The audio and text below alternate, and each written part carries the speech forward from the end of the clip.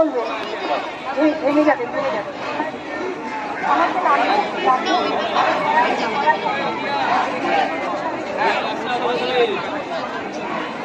এখানে নতুন করে বলার কিছু নেই।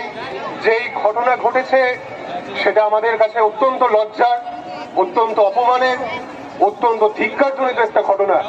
একটা ছোট সমাজের এই যে স্টেরিওটাইপ মেন্টালিটি রয়েছে, যেখানে প্রত্যেকটা মেয়েকে জন্মানোর পর বলা হয় তুমি নম্র, তুমি কোমল, তুমি অনেক লজ্জা নিয়ে থাকবে পুরুষদের থেকেও বেশি, তুমি ঘরের মধ্যে থাকবে, তুমি আড়ালে থাকবে। আর তার পরিণতি হচ্ছে এই যে ঘটনা।